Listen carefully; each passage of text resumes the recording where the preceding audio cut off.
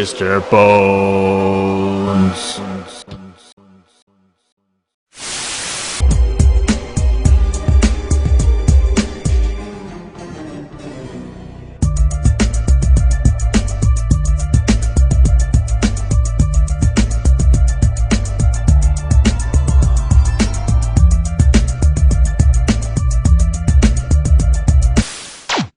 What up, peeps? Mr. Bones back at you, and welcome back to Peep This Reviews. And what we're talking about is 1987's My Best Friend is a Vampire, released by Vestron, number 30. Directed by Jimmy Huston, written by Tab Murphy, starring Robert Sean Leonard as Jeremy Capello, Evan Miranda as Ralph, Cheryl Pollock as Darla Blake, David Warner as Professor Leopold McCarthy, Paul Wilson as Grimsdyke, Renee Auberjonois as Modoc, and Kathy Bates as Helen.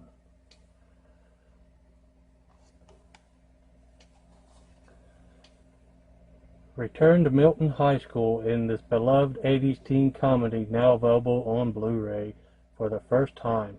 Shortly after high school student Jeremy Capello, Robert Sean Leonard, goes on a hot date, he finds he can't stand garlic and can't see his reflection in mirrors, but he can make a delicious raw steak shake. As maniac vampire hunter Professor McCarthy, David Warner, stakes him out, Jeremy just wants to pursue his high school crush. Also starring Renee Auberjonois, hard name to say, with an appearance by Oscar winner Kathy Bates.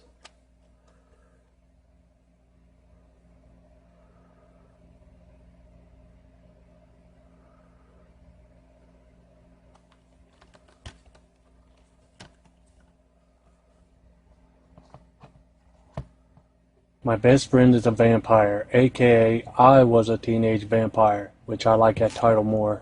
I don't know why people always change the titles of their movies. In the special features, the writer said, well, I was a teenage werewolf and a teenage Frankenstein. No one's did vampire. So he made I Was a Teenage Vampire. Anyway, the movie opens with a dream sequence. The young boy that stars in this is in bed dreaming of being at school and being motioned into the girls' locker room with all the girls, and he's making out with this girl Darla, and then he also sees this other girl in his dream all the time that he doesn't know who she is. Then he wakes up and you meet Jeremy, the star of the movie, and he works at a grocery store. He's a delivery boy. And he has a new address on his orders. He's like, I don't recognize this one. This house has been shut down for a long time. And he goes and delivers. He lets himself in. And he meets Nora, a very attractive young woman. And he's very enamored by her and like acting shy. And she says, I really like you, Jeremy. Can you come back later around midnight? So he does. And they pursue to get on the bed, and they're making out. And these two bumbling idiots burst into her house, and he runs off out the door, and they stake her. She was a vampire. She had bit him while they were making out and shit. And the rest of the movie is these two bumbling idiots chasing him all through the movie. But they think that, for some reason, they think that his friend Ralph is a vampire and not him. But anyway, he gets to knowing Darla, they meet and they fall for each other, start dating. And her mother is played by a very young looking, skinny Kathy Bates. I figured I should mention that. This guy shows up, his name is Modoc, trying to convince him he's a vampire and he doesn't want to believe it. He gives him a handbook and a card to a butcher that helps people like them. And he goes and orders a pint of pig's blood or whatever. And it's a funny scene, because he's shy about it, and the butcher laughs and says, first time, kid? Eventually he comes around to believing it, and like I said, Modoc teaches him that you can go buy cans and bottles of pig's blood and tells him that they have abilities and powers. He needs to read his handbook. And then he decides to break the news to his friend Ralph, who laughs him off at first. He tries to show him, he's like, look in the mirror, I have no reflection. And he's like, big deal, that's a trick. I've seen magicians do it. I've seen a magician make the Statue of Liberty disappear. And then when he pulls out a bottle of blood from the fridge and drinks it and lets him smell it, he freaks out.